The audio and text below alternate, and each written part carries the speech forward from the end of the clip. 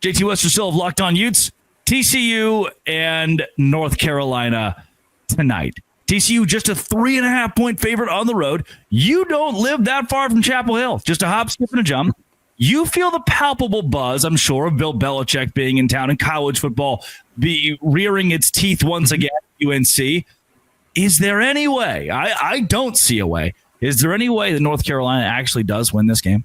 I do, because they're at home. I think TCU will win this game. I said that on our advantage, though. Is Chapel Hill like that, though? Is it that big of an advantage? I've been to a game that, well, first of all, I do think the Belichick buzz is real, as you just mentioned. I think that's going to be a good crowd, a good atmosphere. I watched UNC take on Miami a couple years ago, and it was a good crowd. I'm not going to sit here and tell you it's BYU, Utah, whatever on a Saturday. Like, those to me are much better atmospheres, right? But I do believe there's going to be buzz. There is excitement with Bill Belichick. Yes, it's been a very weird offseason with all of the things with his girlfriend, but I also give them credit for how much they've kept insulated. Some of it to a point, it's frustrating, like, about this team. I feel like they've done a good job of not letting us know what's going on for them. In some ways, it's a Kyle Whittingham-esque approach, because then Kyle Whittingham is throwing defensive players out there on offense. But I do like a couple of things that this UNC team has going for them. And I'm also very curious to see, like, there's some new pieces. It's college football, right? There's going to be transfer portals. So how do these players click, and how quickly can they? It's by far the best quarterback on the field is Hoover. That's not a discussion.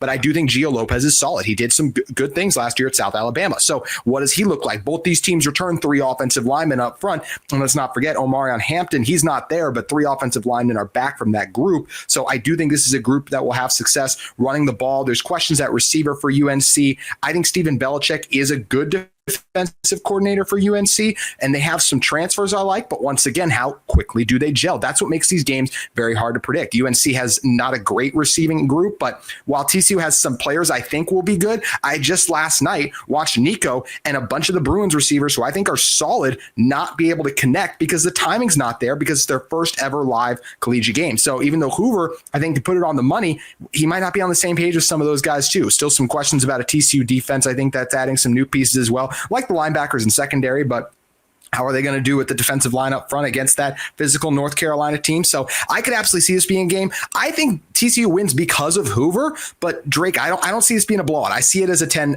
This game's going to be within 10 to me all the way through. I think we're going to be rewarded to a really good show on Monday night. Yeah, nearly 4,000 yards passing, 3,950 for Josh Hoover, 27 touchdowns, 11 interceptions. We could fix that. We could make that a little bit better. And a 74 QBR, 28th in the country last year. And still has a little bit of eligibility left. Like, the guy's in his junior season. He could come back next year and be one of the best quarterbacks in all of college football. Now, what I do think we've learned about the Big 12 is the quarterback hype was warranted. Devin Dampier is not DeQuan Finn. He's a very good quarterback. He's electric to watch. I feel like I'm playing a video game when I watch Devin Dampier play football, because I think I have the control and I'm running out left and just weaving through defenders. Sawyer Robertson threw for 400 yards against an SEC opponent. Avery Johnson threw for 300. Has looked good despite his team looking bad. Avery Johnson hasn't necessarily been the issue. Rocco Becht, better than advertised, and he was advertised well. Sam Levitt could have been better, but wasn't. We've seen good depth in the Big 12. Jalen Daniels in that conversation as well. Does that showcase that the consistency is there across the conference enough for Josh Hoover to carry a team like TCU, no matter the run game or the defense, if those two things aren't on point? Yeah, I think Hoover absolutely can get it done for this team, because I know under duress he can make some tough throws. You know, Utah last year lost a lot more games at home than they're used to, but I do think part of the reason they lost a lot of those at homes was the quality of quarterbacks they played. Noah Fafita is another guy that I would still throw. He's not with the top guys you just mentioned, Drake, but I still think he's a good college quarterback. He was one of those guys. He used to be with the top guys. Yeah, he used to be one of the top guys. Then just everything's bad with Arizona now. But last year, Hoover, Rocco Becht, like, those were some of the guys that went into Salt Lake City and got wins. And one of the reasons they were able to win ugly games, because, well, Utah's offense was incredibly ugly. That's why it was so amazing last night. But Utah is such a place that's hard to win. The defense, the culture, all that. You need a quarterback who's going to come in, step up, and put the team on his back in some ways. And Hoover is a guy who's capable of doing that. I do expect him to have a very strong performance in this game too. I think that the TCU overall should be able to keep him upright. It's just like we talked about. I don't know exactly what UNC is going to have on the edge rushing department, but there's no one crazy elite there. I see this TCU offense offense having success. I think TCU deserves to be the favorite here. And this even goes back to what we were talking a little bit about earlier, Drake, with the floor being raised because of the quality of the quarterback play and what I was mentioning in the fact that you can beat a lot of these Big Ten and SEC teams to me, because in a lot of those matchups, the Big 12 is going to have the best quarterback on the field, which is massive. I mean, I would be interested to see against a Texas, right? I know Texas is Texas, and it was week 1 for Arch, but there's a lot of Big 12 quarterbacks that after week 1 looked better than Arch Manning did. Will he round into form? It's possible, but anytime you got the quarterback's the most important position, right? Anytime you got the best QB on the field, you got a chance to win. The Big 12 is going to have that in a lot of these games. I think they have that this weekend against UNC, and even though it's Belichick's debut, it is funny that it's them again, just like it was Colorado's debut a couple years ago for TCU, by the way. I do think this one ends differently, and I do think TCU is able to get a big win on the road and capitalize what's been a good last 2 days, excluding Friday, for the Big 12. Can I ask you something? Go for. Oh, I loved, by the way, you talk about Devin Dampier. Already calling him not the Quan Finn 1 game into the season. Yes, I loved watching him. He was really fun to watch. He moves and shakes and gyrates, and I'm like, wow, this is different. It's just this antithetical to what Cam Rising was. Not to say Cam Rising was bad, but it's just a lot different style of play. And you can tell that Beck coming in and his play calling is going to be. I thought Smith Snowden was very fun to watch too. That was not the biggest takeaway. I don't think he could be the biggest takeaway, but top 4 or 5 notes I had on Utah. I was like, wow, Smith Snowden could be a game changer, a game breaker for Utah against anybody in the Big 12 this year.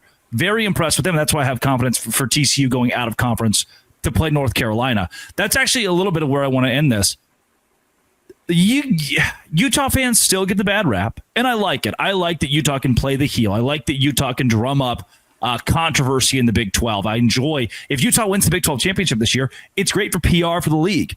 It creates this just firestorm of chaos where everyone's talking about the Big 12, and in the infighting of fan bases only grows rivalries and exposure. That's a moot point. Do you feel a little chipper talking so positively about TCU in the Big 12? Utah gets the rap as the school that roots for everybody to lose out of conference. And they want to go to the Big 10. And that was a big storyline last week, is that Utah is going to bolt from the conference. And I'll have more on that later this week. Does it feel weird complimenting the Big 12? It doesn't, because, first of all, it's always funny just because of the rivalries we form naturally in this conference. But also, I'll just say this, we are a family in the Big 12. All these schools are. When you are coming together in the circumstances that Utah came into the conference under, and I think a lot of these teams, there is going to be, and I'll also say, Utah was the adopted child. All of a sudden, the adopted child was getting all the love last year. The children who have been in the Big 12 family for a long time did not like and appreciate that. So I think that led to a lot of animosity. And now it's like, all right, we've been with each other for a year. Utah wasn't getting as much of the hype this offseason. So I feel like it died down a little bit, even though there is still a lot of it. But yeah, I will say, Devin Dampier, even Utah's quarterback, said he wanted to go in and represent the Big 12 well, because they want to prove how good this conference is. All these teams are united. That's why I'm mad at Baylor. Baylor, I thought you guys were going to make a statement against Auburn, not make Jackson Arnold look like Cam Newton, basically. I mean, my gosh, out there running around on him, which has me very excited with how good Devin Dampier looked running the ball, by the way, for that matchup in Waco later in the season. But the Big 12 is united in trying to fight the SEC and Big 10 propaganda and prove that we do belong. College Game Day was really good yesterday, but once again, Kirk Herbstreit is talking about, I want us to get the best teams in and all these different things. And it's just what happened to not just any given Saturday, but also not just saying well, this team's in the Big 10, so then this team's in that conference, so we should just let them in. That's just, it's so frustrating to me. So that's where we are coming together. We're learning to love one another as a program overall. And I do enjoy rooting for the Big 12 in these matchups, especially because I get so sick and tired of the SEC propaganda. So we'll see how long it goes for Utah and these teams being united if Utah does take that next step. But right now, we're all rooting for each other early on, at least. Coming up, the one thing I'm not rooting for, ESPN. Their FPI has Texas at number 1, Locked On Big 12, Locked On Utes. Today's show is brought to you by Rugiet. Be Rugiet ready. Men, you have heard of Viagra, but this is different. This ups the game. Rugiet Ready 3-in-1 formula dissolves under your tongue. It's a next-gen prescription treatment, and it works on average in 15 minutes. Effects can last up to 36 hours. Over 150,000 men have already made the switch. I love it. It's completely online. Rugiet connects you with a board-certified doctor, ships your treatment discreetly to your door, and you can even read real customer reviews on their site, helping a lot of people feel more confident and present in the moment. Head to Rugiet.com/LockedOnCollege. Use code LockedOnCollege to get 15% off today. RUGIET.com/LockedOnCollege. Use promo code LockedOnCollege for 15% off. Individual results may vary with prescription treatment. Compounded drugs are permitted to be prescribed under federal law, but are not FDA approved and do not undergo FDA safety, effectiveness, or manufacturing review. Please visit the Rugiet website for full safety information. That is Rugiet.